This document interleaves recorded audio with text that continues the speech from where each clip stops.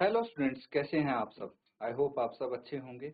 ICT virtual classroom में आप सबका स्वागत है। मैं विकास, क्लास 10th का मैथ्स हम करेंगे और चैप्टर है आपका पॉलिनोमियल्स यानी बहुपद, और इस चैप्टर को हमें कंटिन्यू करना है बच्चों। तो यहाँ पे बच्चों पॉलिनोमियल्स के बारे में हम काफ़ी डिटेल में पढ़ चुके हैं। पॉलिनोमियल्स क्या होते हैं, कैसे पहचानेंगे आप अगर आपके सामने पॉलिनोमियल्स दे दिए जाएं तो। उसके बाद टाइप्स ऑफ पॉलिनोमियल्स क्या होते हैं, कौन से प्रकार के पॉलिनोमियल्स आप यहाँ पे देख रहे हैं, तो वो भी आपके एक तो पावर्स पे आधारित होते हैं, एक नंबर ऑफ टर्म्स पे आधारित होते हैं पॉलिनोमियल्स। उसके बाद बच्चों इनको ग्राफिकली कैसे रिप्रेजेंट करते हैं ये आपको पता है। जीरोस कैसे निकालते हैं पॉलिनोमियल के, ये भी आप सीख चुके हैं। तो फिलहाल हम इसी टॉपिक पे हैं कि पॉलिनोमियल के जीरो कैसे निकालें और इनको वेरीफाई कैसे करेंगे इनके कोफिशिएंट्स के साथ, क्योंकि जीरोस और कोफिशिएंट का हमने एक रिलेशन फाइंड आउट किया था पॉलिनोमियल्स का। बस वही चीज हमें यहाँ पे फाइंड आउट करनी है। तो फिलहाल हम फर्स्ट दो पार्ट तो इसके कर चुके हैं कवर। तो अब आप सीधा पार्ट 3 यहाँ पे सॉल्व करेंगे। पार्ट 3 क्या है बच्चों, 6x² माइनस 3x, खाली 3 है ना, -3 -7 ये है। चलिए इसको नोट डाउन करेंगे और सॉल्व करेंगे।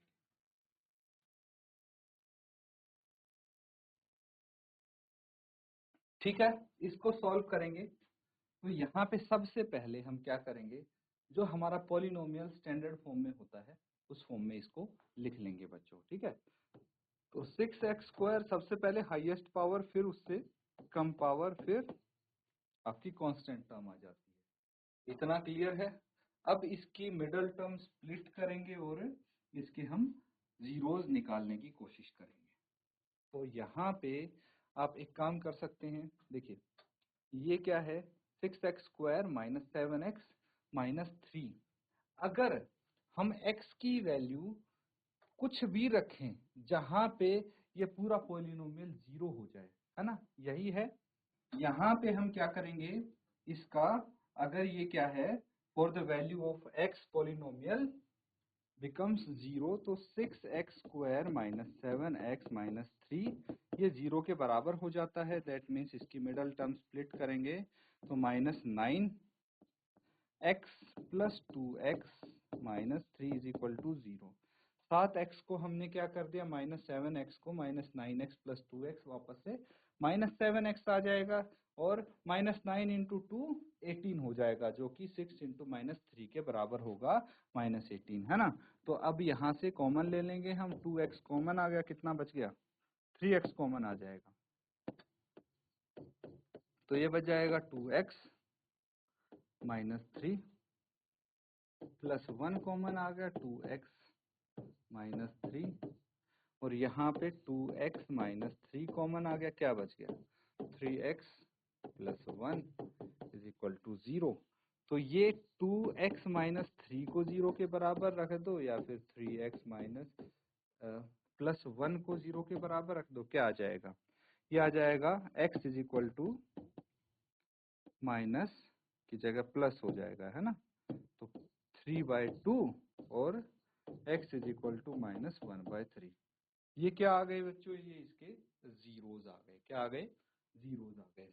इसको नोट कर लेंगे। और इसके बाद हमें पता है, therefore zeros of the polynomial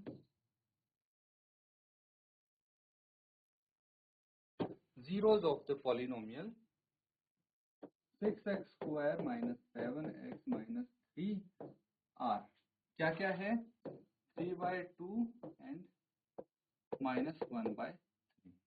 ये हमारे जीरोस आ गए, 3/2 एंड -1/3। एंड इसके कोफिशिएंट्स क्या हो गए,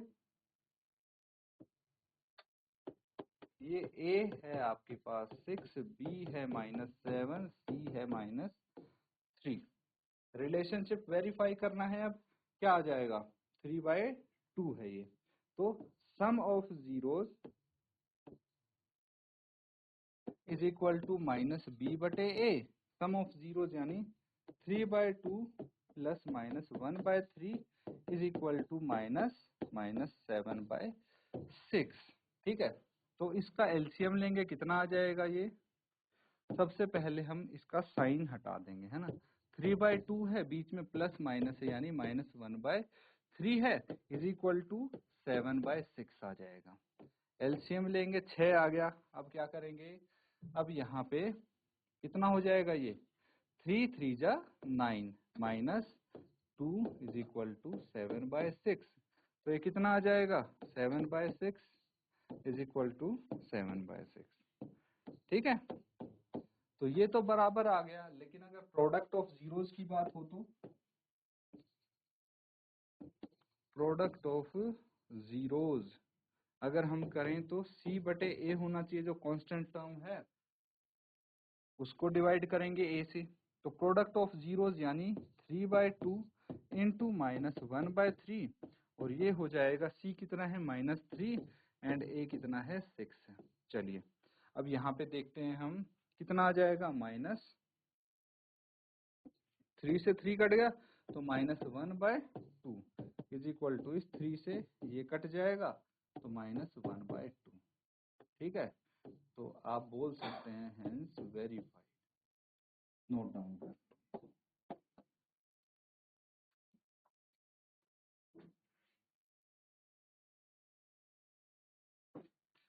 ठीक है बच्चों, नोट कर लिया है सबने। अब देखिए अगला पार्ट इसका,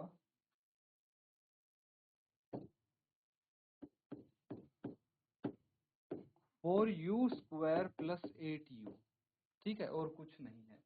तो यहाँ पे अगर हम इसको जनरल फॉर्म से कंपेयर करें ax² + bx + c, तो यहाँ पे हम देखेंगे कि a की जगह क्या है? 4 है ना। b की जगह क्या है? 8 है, लेकिन c की जगह कुछ नहीं है। तो ये कुछ ऐसे होना चाहिए था, 4u² + 8u + 0, है ना। c की जगह 0 होगा तभी नहीं लिखा होगा। तो यहाँ पे हमें इसकी क्या निकालने हैं? इसके निकालने हैं हमें जीरोस। तो आप लिख सकते हैं 4 zeros of 4u² + 8u। इसके जीरोस के लिए हमें क्या करना पड़ेगा? 4u² + 8u is equal to, इसको 0 के बराबर रख देंगे ताकि u की वैल्यू आ जाए, है ना। तो अब क्या करना है? 4u कॉमन ले लेंगे तो u + 2 आ जाएगा इक्वल टू 0। तो 4u को 0 के बराबर रखेंगे तो u बराबर है 0 आ गया, या फिर u + 2 को 0 के बराबर रखेंगे तो u आ गया -2, है कि नहीं। अब क्या करना है? ये आ गई हमारी zeros. Therefore zeros of polynomial 4u² + 8u are 0 and -2। Coefficients क्या हो जाएंगे इसके? a है 4, b है 8 एंड c है 0। क्या है? c 0 है ना। तो यहाँ पे सम ऑफ जीरोस क्या होगा? -b/a। तो 0 + -2 ये आ जाएगा -b कितना है? 8, a कितना है? 4। तो कितना आ जाना चाहिए? -2 equal to -2। Product of zeros देखते हैं।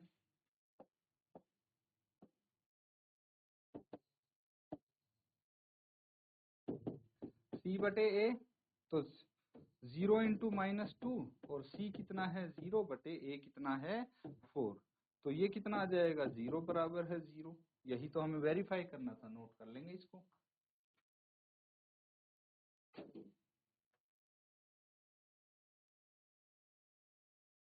ठीक है बच्चों, नोट कर लिया है। अब देखिए, अब यहाँ पे अगला पार्ट जो है t² - 15 है। ठीक है, तो अगर स्टैंडर्ड टर्म से कंपेयर करें तो टी स्क्वायर, ठीक है, प्लस 0t माइनस 15 ऐसा कुछ होना चाहिए, है ना। तो इसकी जीरोस निकालने के लिए हम क्या करते हैं, ये तो टी स्क्वायर है ना, दूसरा हमारे पास क्या है, माइनस 15 है। तो अगर मैं इसको माइनस रूट 15 का स्क्वायर लिख दूं तो कोई दिक्कत तो नहीं है। माइनस रूट 15 का स्क्वायर, रूट 15 का स्क्वायर क्या होता है, 15 ही होता है। तो यहाँ पे ये लिख सकते हैं। अब एक काम करते हैं, हम इसको हम कर देते हैं, because a square minus b square is equal to a plus b into a minus b, होता है कि नहीं होता। तो यहाँ पे मैं लिख सकता हूँ t plus root 15 into t minus root 15, ये लिख सकते हैं हम, है ना। तो आप बोल सकते हैं for the value of this, for the value of t square minus 15 to be 0, अगर इसकी वैल्यू 0 होनी चाहिए, उसके लिए हमें t प्लस रूट 15 को 0 करना पड़ेगा या फिर t माइनस रूट 15 को 0 करना पड़ेगा। तो t की वैल्यू यहाँ पे कितनी आई, माइनस रूट 15, ठीक है, और यहाँ पे कितनी आई t की वैल्यू, प्लस रूट 15। ये क्या आ गए, जीरोज आ गए। लिख सकते हैं therefore zeros of the coefficient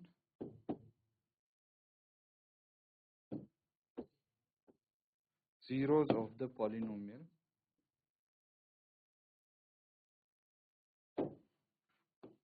t square minus 15 are minus root 15 and plus का रूट 15, नोट कर लेंगे इसको।